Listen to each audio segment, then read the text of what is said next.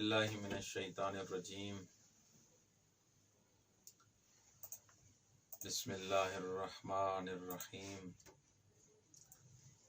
بہ نستعین انہ خیر ناصر و معین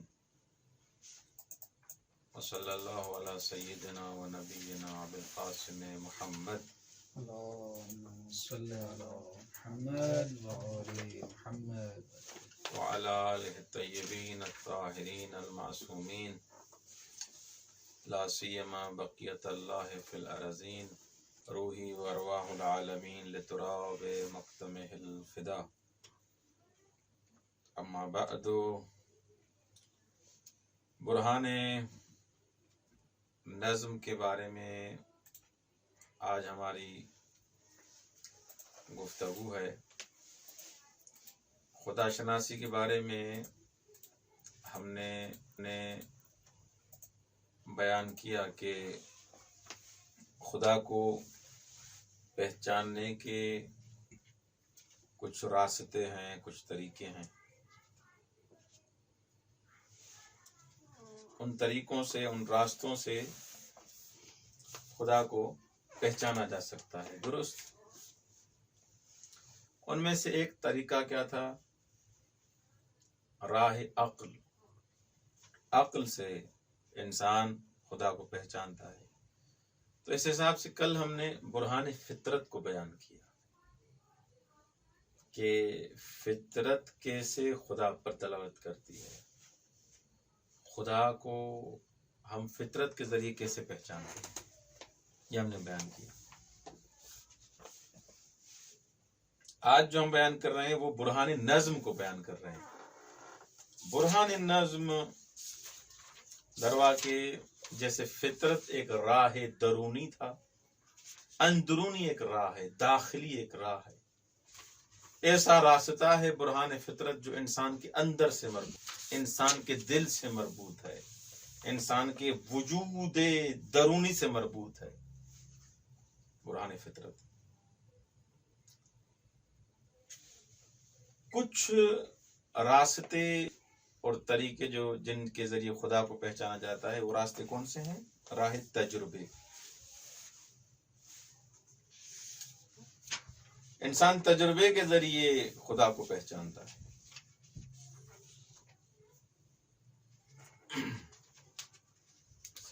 متکلم حضرات جو ہیں وہ کہتے ہیں کہ یہ جو برہان نظم ہے، اس برہان نظم میں جو خصوصیات ہیں وہ دوسرے براہین میں نہیں ہیں۔ جو امتیازات برہان نظم کو ہیں وہ کسی دوسرے برہان کو نہیں ہے۔ مثلا یہ برہان نظم جو ہے یہ تجربی اور ملموس ہے۔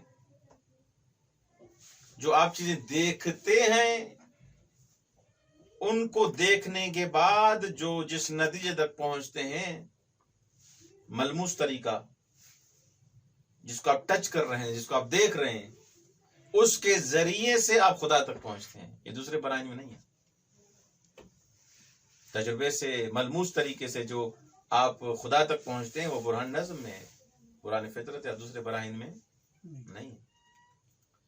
دوسرا فائدہ اور دوسرا امتیاز، خصوصیت اس برہان کی یہ ہے کہ دیکھیں دوسرے براہین میں آپ کو پیچیدگیاں نظر آئیں گی، فلسفی پیچیدگیاں، ادھر ادھر یہ ہوں، لیکن برہان در واقع اس میں نظم میں آپ کو پیچیدگی فلسفی نظر نہیں آئے گی۔ اس کا سمجھنا بالکل آسان ہے برہان نظم کا۔ اور تیسری جو اس کی خصوصیت ہے وہ یہ ہے کہ نزدیکی مضمون ان برہان با محتوی بسیاری از آیات قرآنی۔ نظر آ رہا ہے کہ برہان نظم آپ کو قرآن کی آیات کا جو مفہوم ہے، جو محتوی ہے، ان کے نزدیک ملے گا بالکل۔ یعنی قرآن کی جو آیات جس چیز پر دلالت کرتی ہیں برہان نظم بھی اس پر دلالت کر رہا ہے، یہ خصوصیت ہے. اچھا،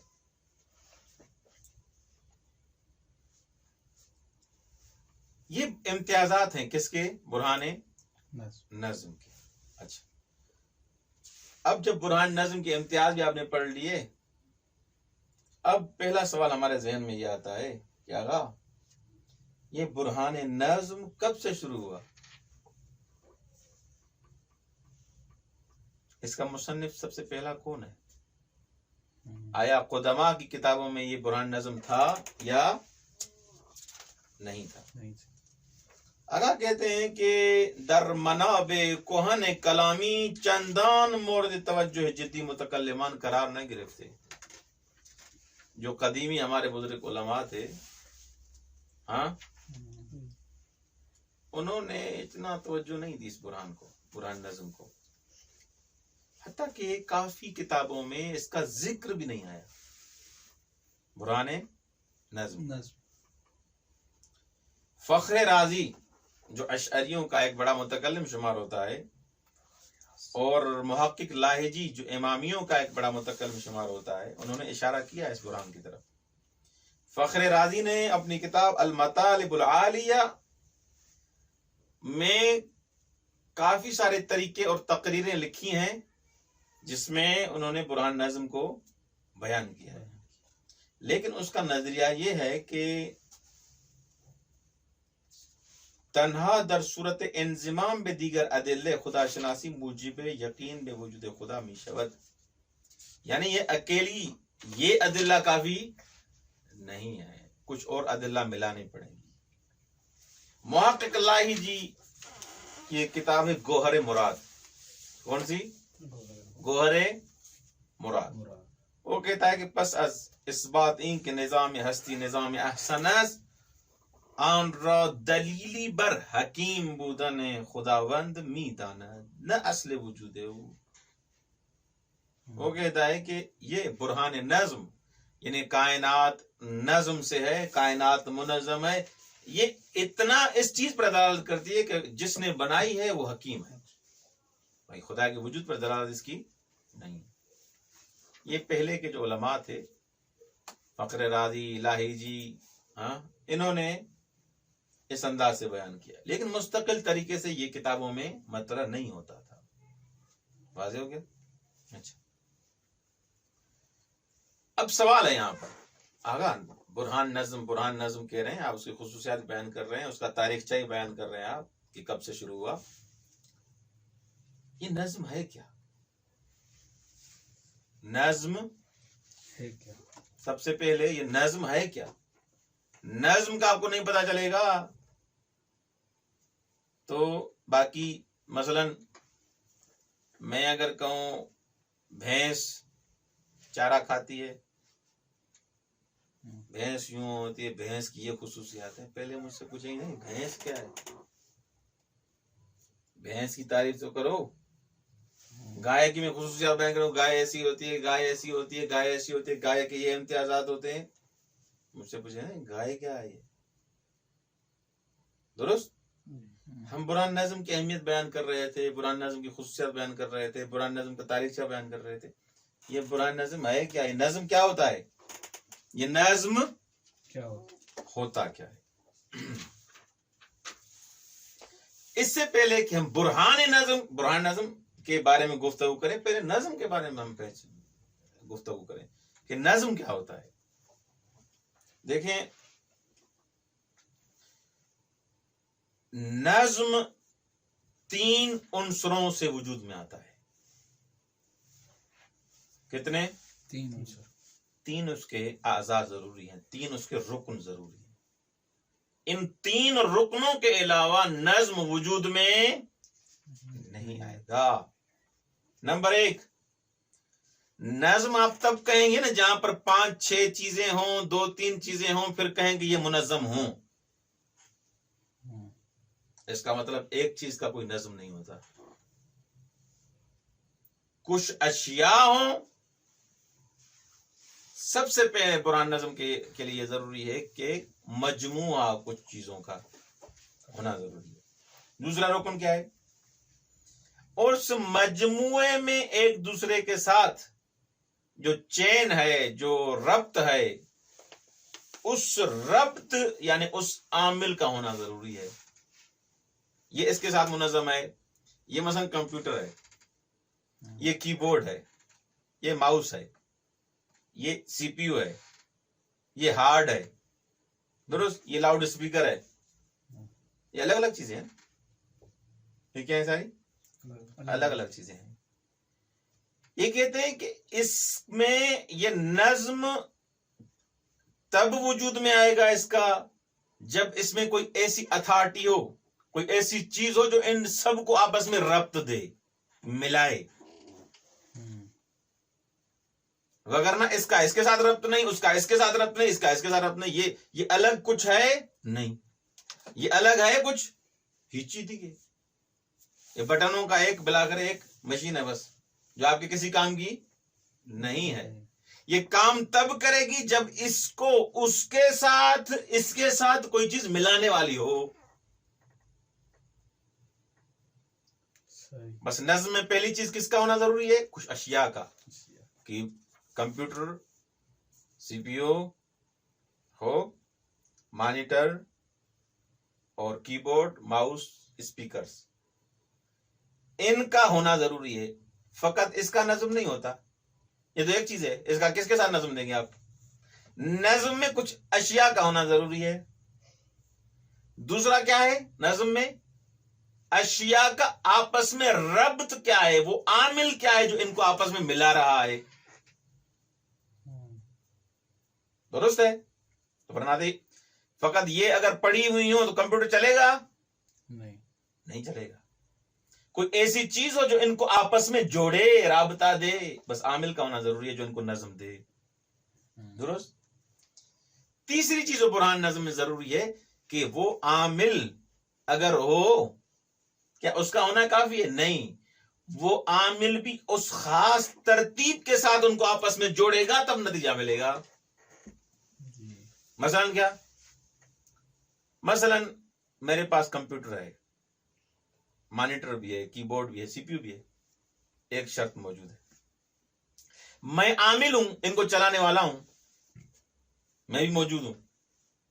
میں کیا کروں؟ کی بورڈ کو ماؤس کی جگہ رکھوں، ماؤس کو کی بورڈ کی جگہ، مانیٹر کو سی پی یو کی جگہ، سی پی یو کو مانیٹر کی جگہ. کمپیوٹر چلے گا؟ نہیں چلے گا. بس ایک شرط یہ ہے کہ اشیاء کچھ موجود ہوں. دوسری شرط یہ کہ ان کو چلانے والا ہو، عامل ہو جو ان کو آپس میں ربط دے. تیسرا یہ کہ ربط بھی ایسے الگ ہی نہ ہو، عجیب و غریب ربط دے. درست. ربط بھی اس طریقے سے جو خاص ربط ہے جس سے یہ چلے. سمجھا رہی بات؟ بس نظم میں تین چیزوں کا ہونا ضروری ہو. آگا مجموعہ منظم بس کسے کہتے ہیں؟ سوال اگر آئے، سوال امتحانی کوڈ کریں. مجموعہ منظم اگر آئے، مجموعہ منظم کسے کہتے ہیں؟ مجموعہ منظم مجموعیس کہ عامل خاصی سبب پیوند اجزایان شده و آرایش خاصی درمیان آنها برقرار کر دیا. تو مجموعہ کو چیزوں کا، ان چیزوں میں ایک عامل آیا جن کو خاص آرائش اور ترتیب کے ساتھ اس نے رکھا، تب نظم وجود میں آیا. اس کو کہتے ہیں مجموعہ منظم. استاد اپنے ٹائم پہ آ رہا ہے، شاگرد اپنے ٹائم پہ آ رہا ہے، ہاں، اور وہ اسمبلی ٹائم پہ، کلاس ٹائم پہ، چھٹی ٹائم پہ، درس ٹائم پہ، مباحثہ مطالعہ وقت پہ ہو رہا ہے. یہ سب وقت پہ ہو رہا ہے. پرنسپل اتنا تکڑا ہے، وہ ناظم، وہ پرنسپل، وہ مدیر اتنا تکڑا ہے کہ ان سب کو چلائے آ رہا ہے. وہ ایسے نہیں کہ مباحثہ کلاسوں کے ٹائم پہ کلاس، مباحثے کے ٹائم پر سارا دڑم بڑم کر کے، نہیں، وہ ٹائم بھی ہو، استاد بھی ہو، اس کے سارا مجموعہ ہو، پہلی شرط. اس کے بعد وہ ناظم ہو، پرنسپل ہو، بغیر پرنسپل کے کام نہیں چلے گا، وہ مدیر ہو. دو، تیسرا یہ ان کو آپس میں ایسا ربط دے. شاگرد استاد کو نہ پڑھائے، شاگرد استاد نہ پڑھائے، استاد شاگرد کو پڑھائے. اسمبلی کے ٹائم مباحثہ نہ ہو، مباحثے کے ٹائم اسمبلی نہ ہو.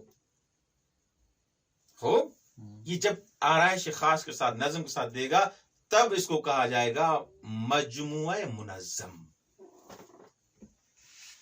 हाँ बड़े से समझिए हो ना बाबा? हाँ। आओ अच्छा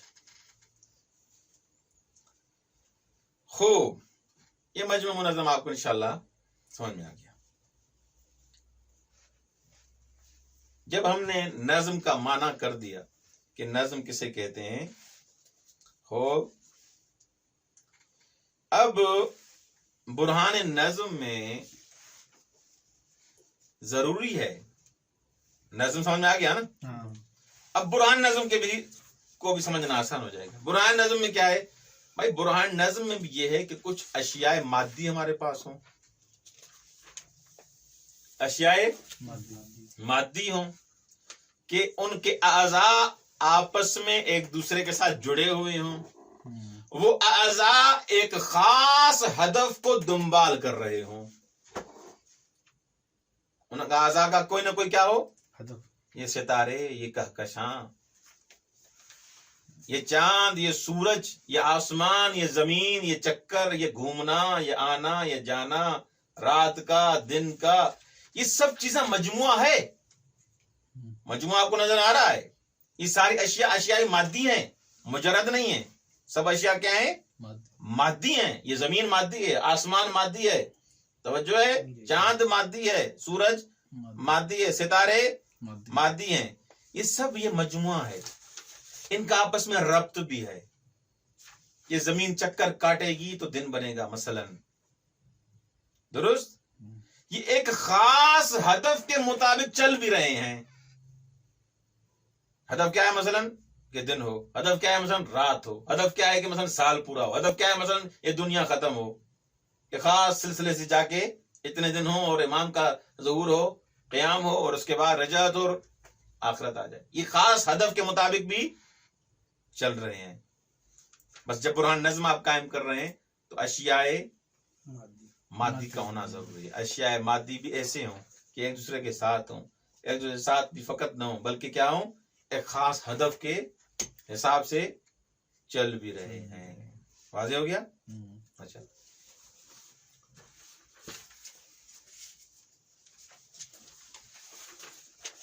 बस पहली शर्त क्या है? अशियाए मादी हमारे पास हो और इस मजमुए के आज़ा जो हों वो किसी की उसमें अमल, किसी का अमल दखल ना हो, किसी का अमल दखल उसमें ना हो। सूरज खुद आएगा, चांद खुद आएगा, सूरज खुद तुलू करेगा, सूरज खुद गुरूब करेगा। इंसान का अमल दखल इसमें है नहीं। सितारों में, चांद में, आसमान में इंसान का कोई अमल दखल नहीं। मजमुआ भी है लेकिन इंसान का अमल दखल इसमें नहीं है। इस मजमुए के जो आज़ा हैं वो एक दूसरे के साथ हमांग भी हैं, सेटिंग भी इनकी आपस में है, खास हदफ को दुम्बाल भी कर रहे हैं, खास हदफ को लेके चल भी रहे हैं। जब ऐसे हो तब बुरहान नज़्म वजूद में आएगा। बुरहान नज़्म आगा, ये बुरहान नज़्म की तो आपने मुकद्दमे में बयान कर दिया, बुरहान नज़्म है क्या? आप तो खुदा पर बुरहान कायम करने जा रहे थे ना, तो वो तो कायम करें। ये क्या समझा रहे हैं हमें भाई? ये समझ में आएगा तो वो बुरहान समझ आएगा। देखें, सादा सा तकरीर बुरहान नज़्म की, सादा सादा तरीका आपको बता देता हूं, 2 4 आसानी से बुरहान नज़्म समझ आएगा। जिसको बताना है आज के बाद बुरहान नज़्म का तरीका आसान ये है। हमारा नजरिया ये है कि ये पूरा आलम तबीयत, ये पूरा आलम इम्कान मुनज़्ज़म है, इसमें एक सेकंड भी इधर उधर नहीं है। दुनिया इधर के इधर हो जाए सूरज तुलू करेगा, दुनिया इधर उधर की हो जाए सूरज गुरूब करेगा। दुरुस्त? जब हमारा ये नजरिया है, हम देख रहे हैं कि ये आलम तबीयत मुनज़्ज़म है, इसमें नज्म है, इसमें क्या है? नज्म है या नहीं है? नज्म है। अच्छा, अब यहां पर दूसरी बात यह है कि ये मुनज़्ज़म जो है ये ऑटोमेटिक है या कोई इसको चला रहा है? ये मुनज़्ज़म नाज़िम है इसका कि मुनज़्ज़म बना, या बिदून नाज़िम ये चल रहा है? جیسے وہ کہتے ہیں کہ دھماکے سے دھماکہ ہوا، اس دھماکے کے بعد یہ سارا چل رہا ہے. ہاں درست. صحیح. آیا یہ منظم جو ہے کائنات، اس کا کوئی ناظم ہے یا نہیں ہے؟ ہر انسان کہے گا کہ وہی اس کا ناظم ہے. اچھا، ناظم وہ جو ہے وہ باشعور ہے یا بی شعور ہے؟ دھماکہ ہے یا نہیں؟ وہ باشعور ہے جو اتنی باشعور چیزوں کو چلا رہا ہے. سسٹمک سارا سسٹم چل رہا ہے، اتنا دقیق نظام چل رہا ہے. وہ باشعور ہے یا بے شعور ہے؟ وہ مدبر ہے، وہ باشعور ہے. ایک فاقد الشیء موتی الشیء ہمیشہ آپ نے پڑھا ہے کہ جس کے پاس کچھ خود نہ ہو دوسروں کو کیا دے گا. خوب. یہ مثلا دیوار آپ کہیں کہ یہ نظام بنا ہے پورا کائنات کا، آپ کہیں گے صحیح، طبیعت صحیح آپ کی.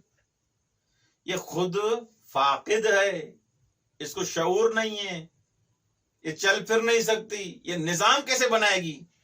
اچھا خاصا انسان کی عقل کام کرتی ہے، اس کو بنانے کے لیے کتنا ٹائم لگتا ہے کہ ایک کمپیوٹر بنائے، جو بھی ہر انسان کی بس کی بات نہیں ہے. تو یہ پورا کائنات آیا کوئی بے شعور چلائے گا؟ ایسا چلائے گا جو مدبر نہیں ہوگا؟ نہیں، بس یہ ناظم بھی ہے کوئی جو چلا رہا ہے اس نظم کو، اس طبیعت کو، اور وہ مدبر بھی ہے.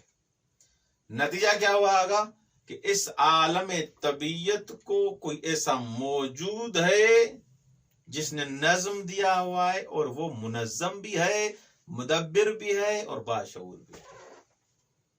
اسے کہتے ہیں برہان نظم. واضح ہو گیا؟ بس پہلا مقدمہ کیا ہے؟ کل جہان بے عنوان یک کل منظم ہے. یہ پورا جہان یہ کیا ہے؟ منظم ہے. ایک ہی نظام اس پر حکومت کرتا ہے. ستارے پر بھی ایک ہی نظام حکومت کرتا ہے، چاند پر بھی ایک ہی نظام حکومت کرتا ہے، سورج پر بھی ایک حکومت کرتا ہے، انسان پر بھی وہی حاکم ہے، حیوانوں پر بھی وہی حاکم ہے، حیوانوں بھی سب حیوانوں پر وہی حاکم ہے. ایک ہی نظام ہے جو سب پر حاکم ہے. ہمارا نظریہ ہے. یہاں پر 4-5 نظام نہیں ہے. لو کان فیہما آلیہ الا اللہ لفسدتا. وہ کہتا میرا ایسا ہونا چاہیے، وہ کہتا میرا ایسا ہونا چاہیے، وہ کہتا میرا ایسا ہونا چاہیے. ہاں، 2 مولوی مل کے کام کر کے دکھاؤ، پتا چل جائے گا.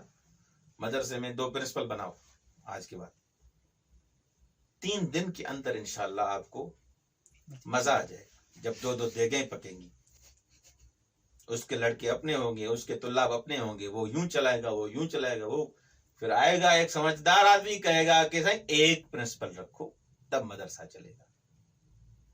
درست. ہمارا نظریہ اس پوری کائنات کا پر ایک ہی نظام قائم ہے.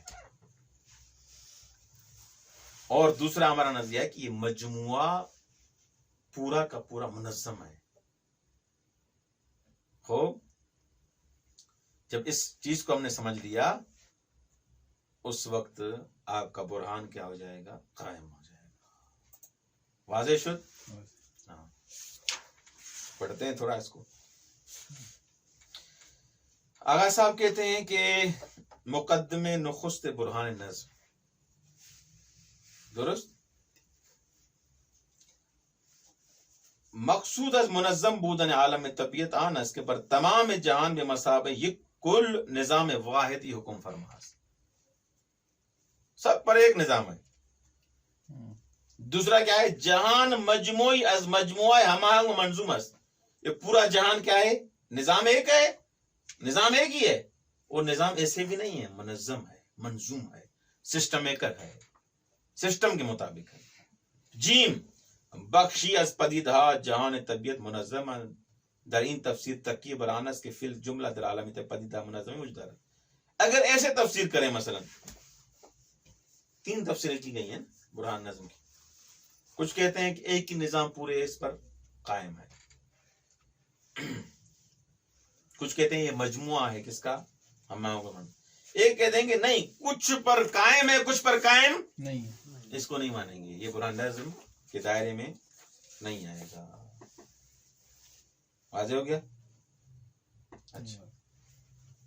در مقدمه دوم ادعا می شود که وجود هر پدیده منظم مستلزم وجود موجود با شعور و مدبری است که بر اساس آگاهی و علم خویش اجزای درونی پدیده مذکور را با هماهنگی و آرایش خاص و منظور وصول به هدف مشخصی در کنار ہم نہادے.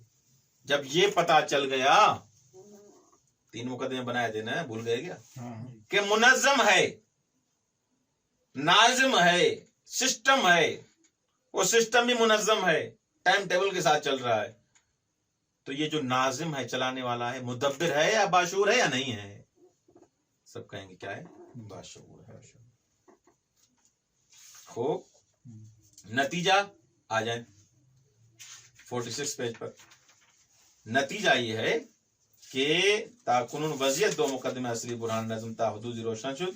همان گونه که گفتیم در مقدمه نخست بحث بر سر پدیده های طبیعی منظمی است که بدون دخالت انسان انتظام یافته با هماهنگی اجزای درونی خود غایت خاصی را دنبال میکند. از این رو به انضمام مقدمه دو میتوان وجود ناظم باشعور و حکیمی را که نظام بخش کل طبیعت یا دست کم پدیده منظم وجود دارد ثابت کرد. حالا سوال این مطرح می شود که آیا اثبات چنین موجودی مساوی با اثبات خداوند است؟ کسی نے کہا وہ خدا ہے، وہ مان لیا کہ منظم ہے جان، مان لیا کہ کوئی چلانے والا ہے، مان لیا کہ وہ منظم ہے، مان لیا کہ وہ مدبر ہے، مان لیا کہ وہ باشعور ہے. یہ کس نے کہا کہ وہ خدا ہے؟ ہو اس کا جواب کیا ہے؟ اس کا جواب یہ دے رہے ہیں کہ در پاسخ به این پرسش گروهی معتقدند که این اصطلاح نمیتواند اصل وجود خدا را ثابت کند، بلکه تنها ثمره آن این است که نشان میدهد خداوند دارای علم و حکمت و تدبیر است. کچھ کہتے ہیں بھائی خدا کا وجود تو ثابت ہے، لیکن اس سے یہ بھی ثابت ہو رہا ہے کیا کہ جو چلا رہا ہے وہ حکیم ہے، وہ مدبر ہے، وہ منظم ہے. درست واضح ہو گیا؟ یعنی اتنا سسٹم کا نظام کوئی غیر حکیم نہیں چلا سکتا، غیر مدبر نہیں چل سکتا. یہ ہے برہان نظم کی ٹوٹل تصویر. واضح ہو گیا؟ وجود خداوند کس سے ثابت ہوتا ہے؟ ہاں. اوصاف خدا دوسری کیا ہیں؟ خدا کی اوصاف کون کون سی ہیں؟ آیا برہان نظم ثابت ہوں گی؟ نہیں، اس کے لیے دوسری ادلہ چاہیے. والسلام علیکم ورحمۃ اللہ وبرکاتہ.